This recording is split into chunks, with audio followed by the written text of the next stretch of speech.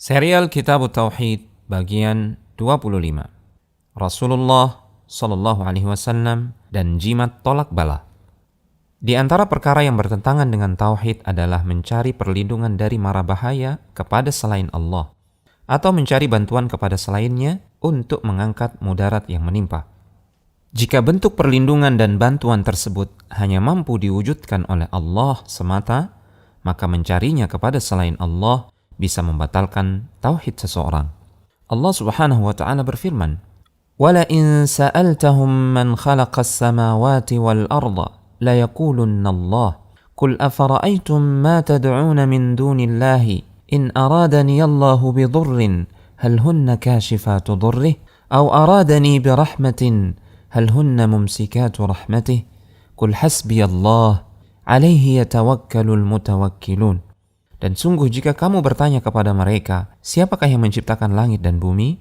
Niscaya mereka menjawab, Allah. Katakanlah, maka terangkanlah kepadaku tentang apa yang kamu seru selain Allah. Jika Allah hendak mendatangkan kemudaratan kepadaku, apakah berhala-berhalamu itu dapat menghilangkan kemudaratan itu? Atau jika Allah hendak memberi rahmat kepadaku, apakah mereka dapat menahan rahmatnya? Katakanlah, cukuplah Allah bagiku, kepadanya lah bertawakal orang-orang yang berserah diri. Dalam ayat yang mulia ini, Allah memerintahkan kepada nabinya untuk mengingkari keyakinan kaum musyrikin dalam bentuk pertanyaan.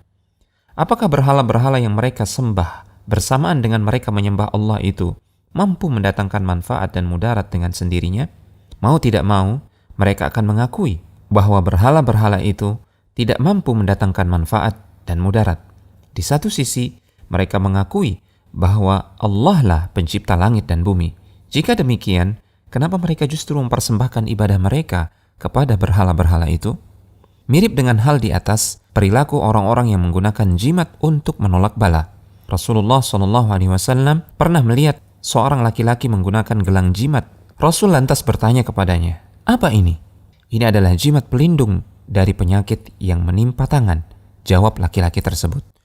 Rasulullah SAW kemudian bersabda, "Inzi'aha fa innaha la taziduka illa wahnan fa innaka law mitta wahiya 'alaika ma aflahta abada." Lepas dan campakkan jimat ini. Jimat tersebut tidak memberikanmu apa-apa selain bertambahnya kelemahan.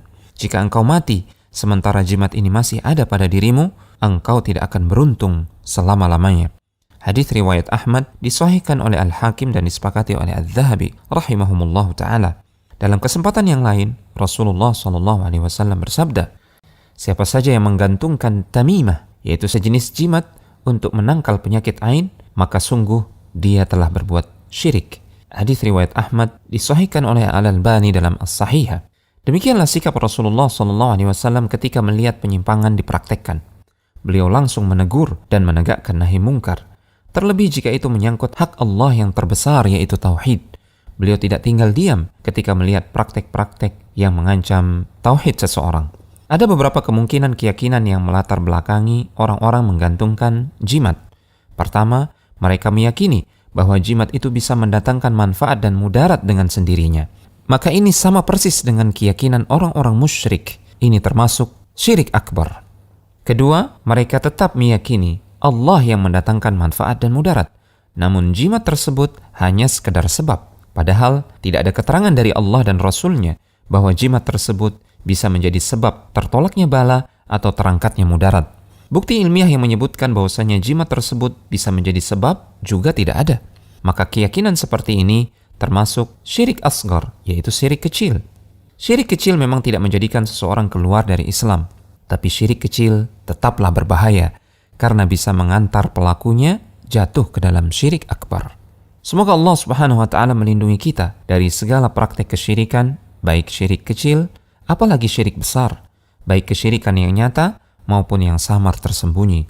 Karena hanya dengan tauhid yang tidak terkontaminasi oleh kesyirikan, kita akan meraih kebahagiaan di dunia dan di akhirat kelak. Telegram channel Kristal Iman.